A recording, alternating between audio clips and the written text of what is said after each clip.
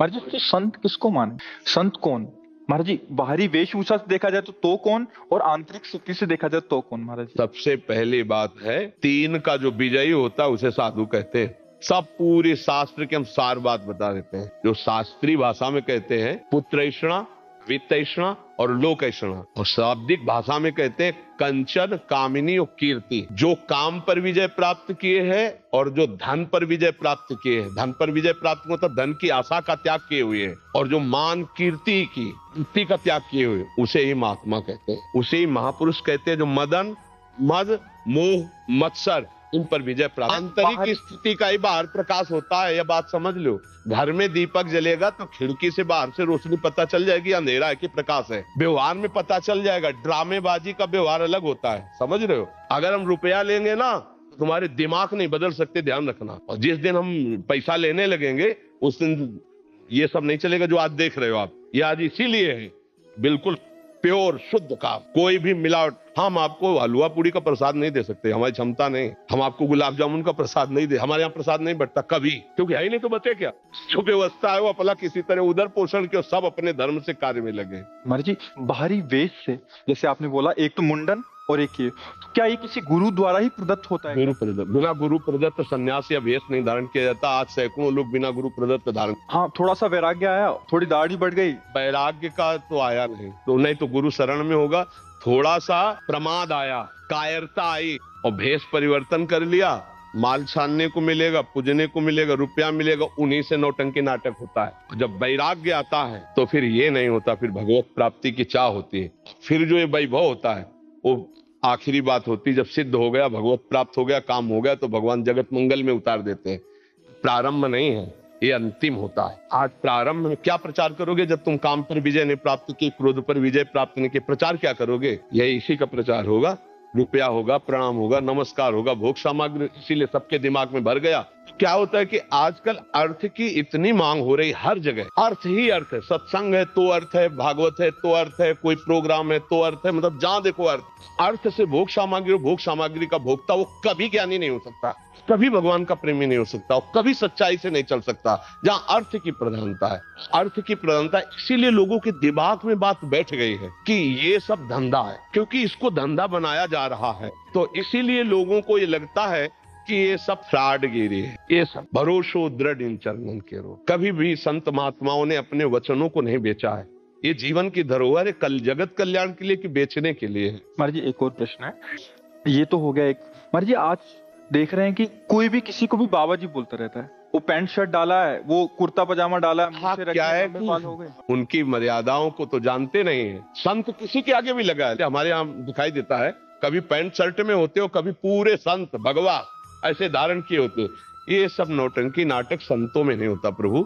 एक गुरु मर्यादा होती है। जो गुरु ने लंगोटी लगा दी, जो गुरु ने भेष दिया, वो आजीवन उसको निर्वाह किया जाता। संत उसमें लंगोटी धारण करेगा। अरे बिना लंगोटी का कॉपी नवंता खलु भाग्यवंता। संत की स्थिति ऐसे। अच्छा, गृहस्थ में जो संत होते हैं वो अपनी मर्यादा से होते हैं। पैजामा कुर्ता पहने, कंठी है, तिलक है, नाम जप है, वो अपनी मर्यादा से रहते हैं। तो जो मर्यादा आचार्य परंपरा से बनी उसका त्याग किए हुए जानते ही नहीं। एक हितधाम में लाल कपड़ा पहने हुए थे, तो उन्होंने प्रश्न किया, तो जब उन पर दृष्टि गई तो स्थिति कुछ थी नहीं। तो हमने कहा प्रश्न बहुत ऊंचाई कर रहे हो, कहां से सन्यास लिया है? बोले कैसे नहीं, अपने मन से पहन लिया। तो अब क्या होता है कि भेष बनाने में कोई ज्यादा देर तो लगती नहीं।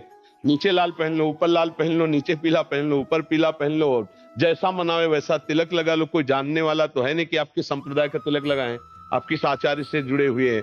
अब वो क्या है, वो जो कार्य करेंगे वो संसारिक कार्य करेंगे और बेइज्जती होगी संतों की। ये देखो, ये अमुक बाबा, अब वो पैजामा कुर्ता पहने अमुक संत। यार, संत किसके आगे लगता है? आचार्य परंपरा से जुड़े हुए, वैराग्य दीक्षा लिए हुए, उनके आगे संत लगता था। भाई, ऐसे आचार्य, शास्त्री या ऐसे पदों से हम सम्मानित सबको किया गया, लेकिन संत शब्द लगा है आचार्य परंपरा से जो संत है।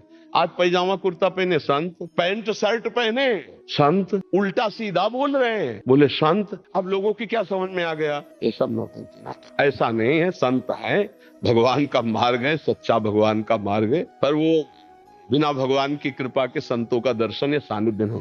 पांच संगत दुर्लभ हो, भगवान की कृपा आज बहुतायत है। बहुतायत सच्ची मानिए, ऐसी बहुतायत है कि जिसको जानना बड़ा कठिन। तो ये बात समझो कि अर्थ की प्रधानता, भोग की प्रधानता, मान सम्मान की प्रधानता, ये साधुता नहीं रहने देती, ये नाटक में उतार देती है। भगवान की कृपा से साधुता और संतों का मिलना बहुत कठिन है। आज जो संत हैं आप उन्हें पहचान भी नहीं सकते, ऐसे रह रहे हैं। ऐसे वृंदावन में, ब्रज में हजारों ऐसे संत हैं जिनको आप मानोगे ही नहीं कि संत है। साधारण कपड़ा पहने, कमंडल लिए, रोटी मांगे, खाए, छुप के भजन कर रहे हैं, कौन जान पा रहा है। तो अगर हम धन का महत्व रखेंगे, भोगों का महत्व रखेंगे, तो साधुता का मतलब क्या है? घर का को त्यागा था। गोस्वामी जी ने दो प्रकार के संत बताए। एक संत बताए जो भोग ऐश्वर्य को भगवान के लिए त्याग कर भजन मार्ग में चलते हैं, और एक नारी मुई घर संपत्ति नासी मोड़ मुड़ाए भय सन्यासी, गोस्वामी जी ने लिखा है। बहुत कठिन है साधुता का मार्ग और बहुत कठिन है संतों का दर्शन। ये भी बात समझ लो।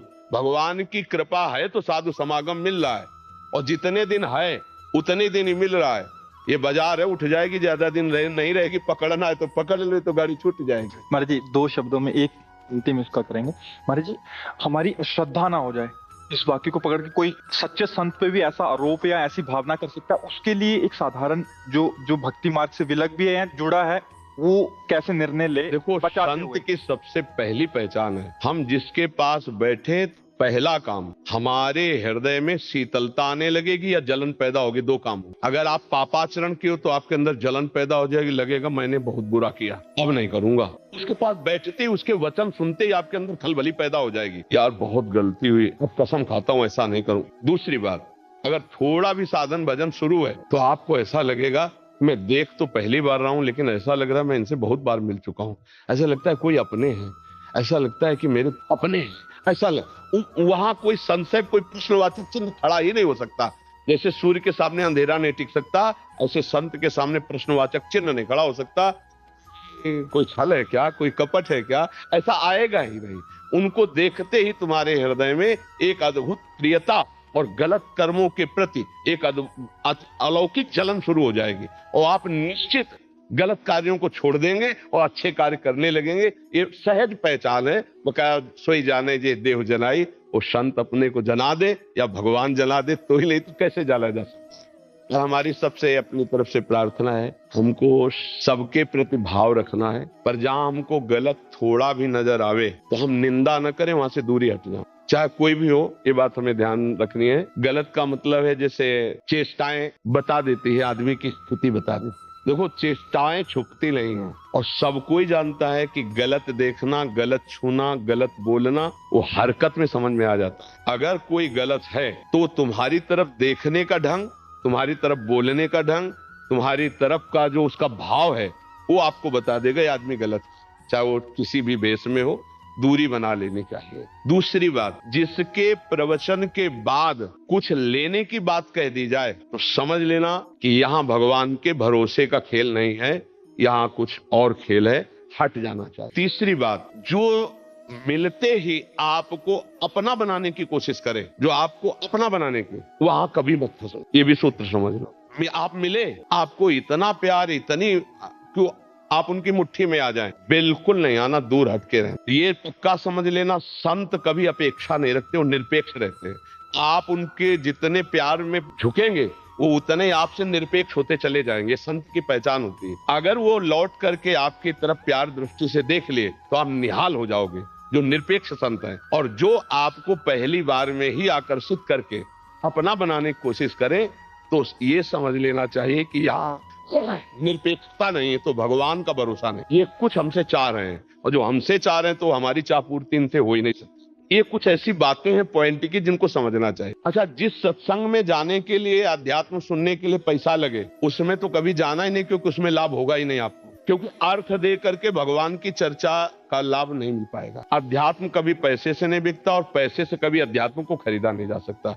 आज समाज अंधी होती चली जा रही है। हमारे रोग दूर होंगे भगवान नाम जप से, ना कि किसी की छूछा से। बात पक्की समझ लेना। महीना 2 महीना 4 महीना अगर भजन डट के किया हो तो चेहरा बता देता, बचपन से भगवान के मार्ग में रहे और ईमानदारी से भगवान के ही मार्ग में रहे, तो अपने जीवन की इन आंतरिक बातों को हमने देखा, उसका प्रभाव जो पड़ता है वो आप पर पड़ेगा। आप खुद देख रहे हो। अगर लाखों लोग मिल रहे हैं वो कह रहे हैं हमारा परिवर्तन हो रहा है, तो कोई हमारे प्रवचन में जादू नहीं है। ये प्रवचन सब जगह होते हैं, हम शास्त्रे की बात कहते हैं। अंतर इतना है कि हम आपके कल्याण के लिए सिर्फ बोल रहे हैं, आपसे कुछ चाह नहीं रहे, इसलिए आपका परिवर्तन, अन्यथा नहीं। तो हमको ये बातें ध्यान रखने की कोई भी छूछा, कोई भी हवन, कोई भी जंतुर मंतुर तुम्हारे दुखों को नहीं मिटा सकता। रामकृष्ण परमहंस सिद्ध महापुरुष थे, गले में कैंसर था, आप विचार करके बताइए क्या उनके भजन में कमी थी, भगवत प्राप्त नहीं थे, क्या था? और आज तुम भरोसा करते हो छूछा का कि तुम किसी के पास चले गए, वो तुम्हें जंतुर दे देगा, तुम्हारे ऊपर हाथ फेर देगा, जाओ आशीर्वाद ठीक हो जाए। क्या काहे को फंस रहे हो? नाम जप से सब ठीक हो जाए। नाम संकीर्तनम यस्य सर्व पाप प्रणाशनम। आप कह दो आप क्यों नहीं ठीक हो गए? क्योंकि इसको हम ठीक करना नहीं चाहते। अब हमारा समय आ रहा है श्री जी से जाने, श्री जी के समय का। अब इसका जो काम चल रहा है वो प्रोसेस चल रहा है। जय दिन उनको जिलाना, तय दिन जिलाना, हमें श्री जी के पास जाना। इसको रख के हम क्या करेंगे? हमारी गाड़ी का काम था घर तक पहुंचा देना, गाड़ी घर तक पहुंच गई है, अब दरवाजे पर धुआं दे रही, अब आग लगे तो क्या? इस गाड़ी की हमें जरूरत नहीं, आप लोगों की सेवा के लिए श्री जी से रखे हुए हैं। आज देखो एकदम घर जैसी वार्ता हुई, उतर के को व्यर्थ मत जाने देना। नाम जप करो और ढोंग और पाखंड से बचो। और ढोंग और पाखंड से जब आप लोग बचोगे तो कम होगा ढोंग पाखंड। आज सत्य को कोई नहीं समझ रहा, हाँ ढोंग पाखंड में आप फंस, और उनका बढ़ावा हो रहा है। तो जब 100 लोग प्रणाम करेंगे ना तो 50 उसमें अपने आप चले जाते हैं। और कि भाई कुछ तो है ना ये 100 लोग। नाम जप करो और जो दुख सुख आवे उसको भोगो। शरीर रोगी है तो अस्पताल जाओ, अध्यात्म के लिए साधु महात्मा का संग करो, और धन कमाने के लिए धर्म पूर्वक कर्तव्य कर्म करो। किसी के आशीर्वाद से धन नहीं आता, जिसे वो कहते ना उनसे आशीर्वाद मिल जाएगा तो धन आ जाएगा। तुमसे पैसा क्यों लेते हो? अपने ऊपर आशीर्वाद दे ले, खूब धनी हो जाए। तो इन बातों को समझो और पाखंड का विरोध अंदर से रखो। हम संग नहीं करेंगे ऐसे पाखंड। तो आज हमारे भारत में जो उपहास हो रहा है संतों का, जो पाखंड का, वो सब ठीक हो जाए। जाओ, आपका सबका मंगल हो। अगर आपको यह वीडियो अच्छी लगी है तो वीडियो को लाइक करें, कमेंट करें और चैनल को सब्सक्राइब जरूर करें।